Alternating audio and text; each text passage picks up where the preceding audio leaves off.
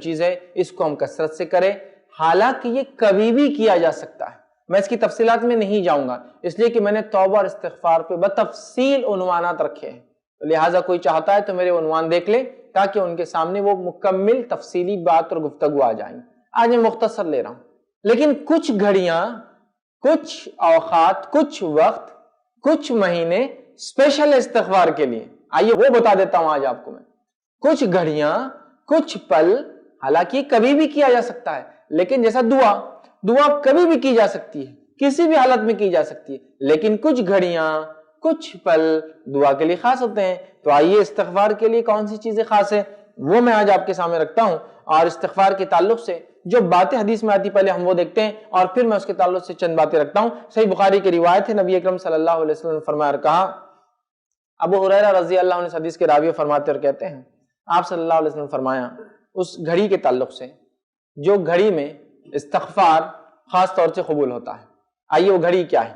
اس تعلق سے آتا ہے کہ آپ صلی اللہ علیہ وسلم فرماتے اور کہتے ہیں، ہمارا رب آسمانی دنیا پر ہر رات نزول کرتا ہے، اللہ تعالیٰ آسمانی دنیا پہ ہر رات نزول کرتا ہے، جب رات کا آخری تہائی حصہ جو ہے باقی رہ جاتا ہے۔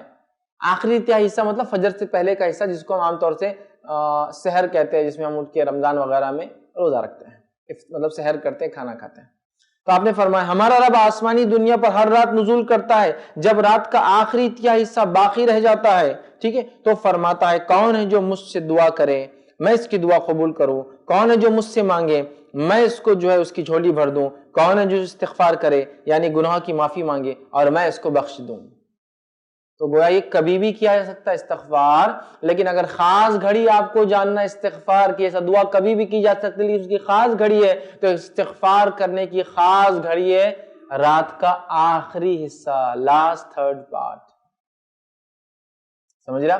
اس میں استغفار جب بندہ کرتا ہے تو رب خود منادی دیتا ہے، کوئی ہے میں معاف کرنے بیٹھا ہوں، کوئی ہے استغفار کرنے والا، اپنے گناہوں کی معافی مانگنے والا، میں معافی دینے بیٹھا ہوں۔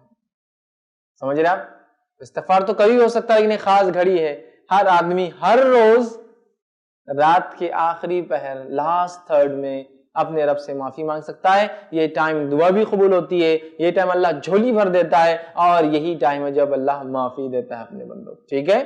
تو اس وقت اٹھ کے تہجد جس سے کہتے ہیں، نبی اکرم صلی اللہ علیہ وسلم اس کو ہمیشہ پڑھتے تھے، وہ وقت ضرور اٹھ کر ہم اللہ سے دعائیں کریں، ٹھیک؟ اسی طرح جو ہے سورہ آل عمران سورہ نمبر 3 آیت نمبر 135 میں اللہ فرماتا اور کہتا ہے مومنوں کے تعلق سے، اور کہتا ہے والذین اذا فعلوا فاحشۃ او ظلموا انفسهم ذکروا اللہ فاستغفروا لذنوبهم ومن یغفر الذنوب الا اللہ ولم یصروا علی ما فعلوا وهم یعلمون۔ اللہ فرماتا اور کہتا ہے جب ان سے کوئی فاحش کام ہو جاتا ہے، مومنوں کی صفت بتا رہا ہوں، جب ان سے کوئی فاحش کام ہو جاتا ہے یا وہ اپنی نفس پر ظلم کر بیٹھتے ہیں، تو اللہ فرماتا ہے مومنوں کی صفت یہ، تو اپنے وہ گناہوں کے لیے جو ہے ظلم کر بیٹھتے ہیں تو انہیں اللہ یاد آ جاتا ہے، وہ اللہ کا ذکر کرتے ہیں اور استغفار کرتے ہیں، اور اللہ کے سوا گناہ کون بخش سکتا ہے، وہ جانتے بوجھتے گناہوں پر اصرار نہیں کرتے۔ تو مومنوں کی ایک صفت کیا ہے؟ جانتے بوجھتے گناہوں پر اڑ نہیں جاتے،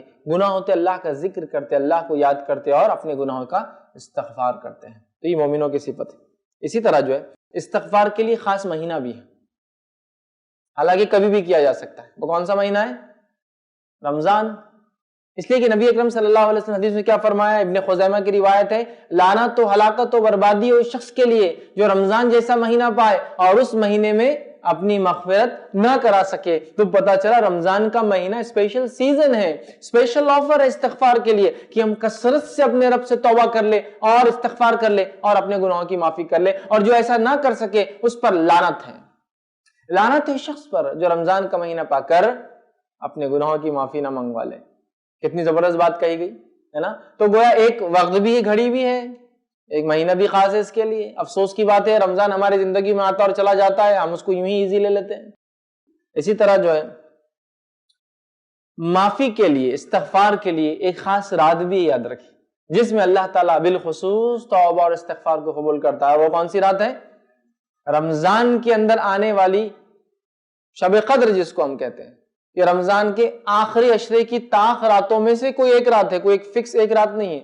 آخری عشرے کی طاق راتوں میں سے کوئی ایک رات ہے، اس میں بھی جب ہم معافی مانگتے اپنے گناہوں سے، رب العزت ہم کو اس معاملے میں معاف کرتا ہے، یاد رکھیے۔ اور آئیے حدیث کے الفاظ کیا ہے، ابن ماجہ کی روایت ہے، مائی عائشہ رضی اللہ عنہا فرماتی ہے اور کہتی ہے کہ نبی اکرم صلی اللہ علیہ وسلم نے جو ہے فرمایا اور کہا کہ اگر مجھے لیلۃ القدر مل جائے، تو حضرت عائشہ نے سوال کیا اگر مجھے لیلۃ القدر مل جائے میں کیا عمل کروں اس کے اندر؟ تو نبی اکرم صلی اللہ علیہ وسلم فرمایا اگر لیلۃ القدر تمہیں مل جاتی ہے تو تم یہ دعا کرو، اللہم انک عفو تحب العفو فاعف عنی، اے اللہ، جس کا معنی اے اللہ بے شک تو بہت معاف کرنے والا ہے، معافی کو پسند کرتا ہے، مجھے معاف کر دے، مجھے معاف کر دے۔ تو گویا استغفار کی خاص رات بھی ہے، خاص مہینہ بھی ہے، دن کی ایک خاص گھڑی بھی ہے، لیکن عمومی طور سے استغفار کبھی بھی کہیں بھی کسی بھی حالت میں کیا جا سکتا ہے، مرد اور عورتوں کے لیے ایک جیسا ہے۔ استغفار کے لیے کچھ خاص جملے اور الفاظ بھی ثابت ہیں، ٹھیک ہے، جس میں استغفر اللہ اتنا بھی کہنا کافی ہے۔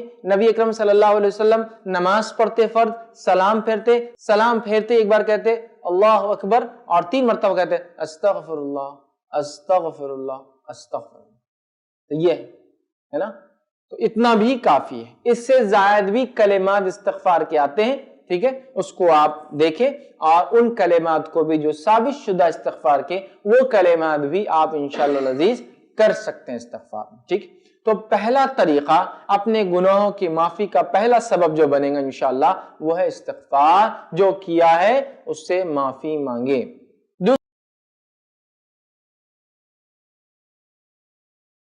السلام علیکم، آپ بھی ہمارے اس کام میں تعاون کریں اپنی زکات و صدقات کے ذریعے۔ ڈونیشن ڈیٹیلز کے لیے ڈونیٹ اس پر کلک کریں۔ اگر آپ کو ہمارے ویڈیوز پسند آئے ہیں تو اسے شیئر کریں اور سب کے حقدار بنیں۔ روزانہ ہمارے ویڈیوز کو پانے کے لیے ہمارے یوٹیوب چینل کو سبسکرائب کریں اور بیل آئکن دبائیں۔ ہم سے دیگر سوشل میڈیا پہ جڑنے کے لیے ویڈیو میں دیے گئے آئی ڈی کو سرچ کریں۔ جزاک اللہ۔